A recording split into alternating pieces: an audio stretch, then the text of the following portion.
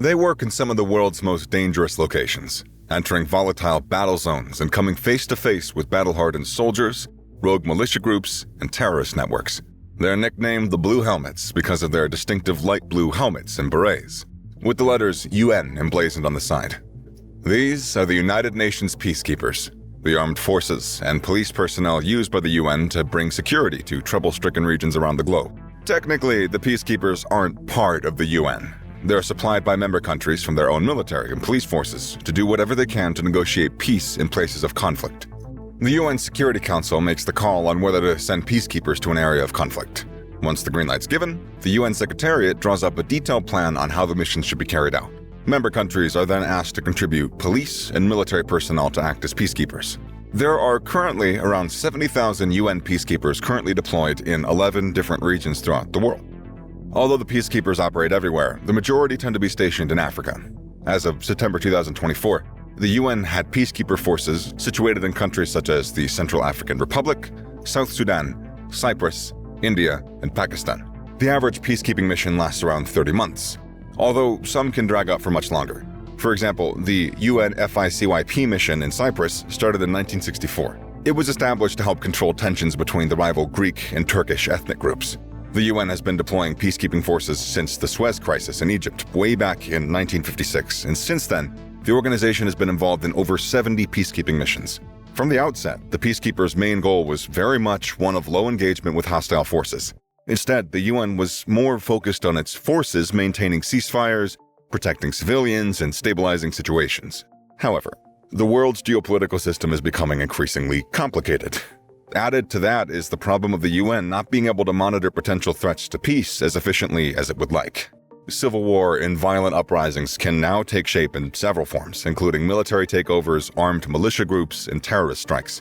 All of these groups have access to sophisticated technologies and firepower that makes peacekeeping more dangerous and more problematic than ever. This is one of the current problems facing the UN: hostile forces that are more capable than ever. Another issue is the constantly shifting relations between countries in the international arena.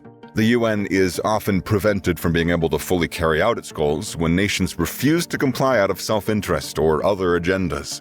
The UN has come under fire in recent years for its ineffective management of peacekeeping projects.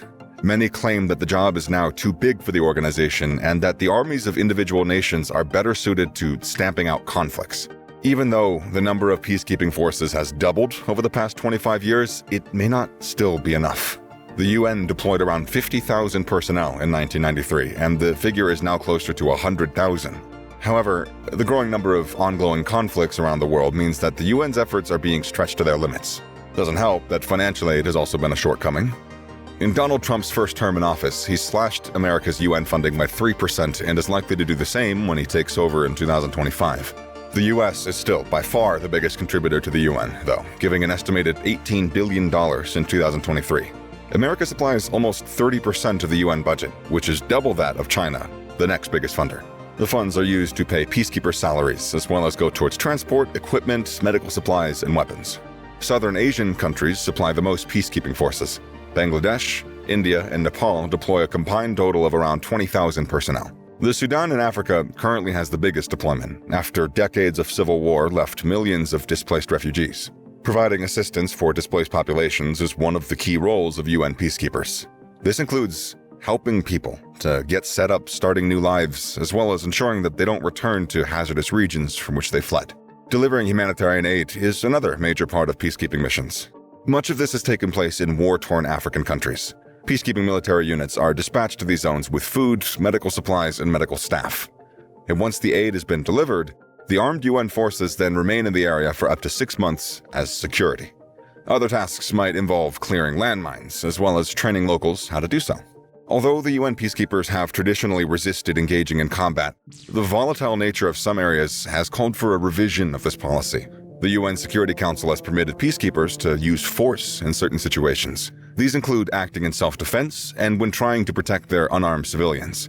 For example, if peacekeepers witness a suspected suicide bomber in a busy area, they have every right to take out the suspect. Peacekeepers can also use force as a means of preemptive action. Say, if villagers are thought to be under threat from hostile groups of looters, peacekeepers can engage enemy forces and snuff out any danger before it starts. This escalation in the use of force is a big change from the early peacekeeping missions. The Peacekeepers are now expected to carry out a whole range of duties, such as disarming combatants, promoting the rule of law, protecting human rights, enabling fair elections, and relocating displaced refugees. As the list of peacekeeping responsibilities grows, so too does the level of danger. Attacking UN peacekeepers is considered a war crime, but this is sometimes ignored by enemy forces, who see the blue helmets as easy targets. This has prompted several countries such as France, India, and the US to opt for using their own troops.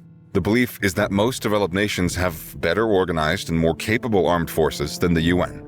Each mission typically has a force commander who is responsible for overseeing the deployment of the UN forces. They usually serve in a high-ranking position in the military of their home country. Under the force commander is the chief administrative officer, whose job is to supervise all of the mission-related logistics. Ultimately, the main goal of the UN is to barter some kind of peace. The UN Security Council provides special envoys who are skilled and experienced in the delicate art of brokering peace deals. Unfortunately, not all of the combatants involved in UN missions have clear ideologies or goals, which makes it tricky for UN negotiators to come to any form of agreement between parties. The rise in jihadism and radicalism also brings plenty of hurdles for UN peace brokers, with many of these groups being unable or unwilling to settle on negotiations. Added to this is that combatants involved in a crisis may also object to the UN intervening. The West is seen by many as a corrupt machine that has little understanding of their plight, which UN peacekeepers discovered in the Democratic Republic of Congo in 2022 when violent protests broke out in response to the UN presence, resulting in dozens of people being killed and injured. In 2024, Haiti was thrown into a state of lawlessness when gang violence erupted and over 70,000 people were displaced. Incidents like these, coupled with the UN's largely ineffective handling of other global hotspots, have led to many demanding an overhaul of the peacekeeping system. It should be noted that there is a significant difference between peacekeeping and peacemaking. Peacekeeping is mainly concerned with maintaining ceasefires and ensuring peace settlements are adhered to, but peacemaking is a much more detailed process, which is more focused on finding real solutions to areas affected by war and violence. The UN is also restricted by influential member countries such as the US, China, Russia, and France. These powerful nations have too many conflicts of interest, which puts the brakes on clear and practical policies.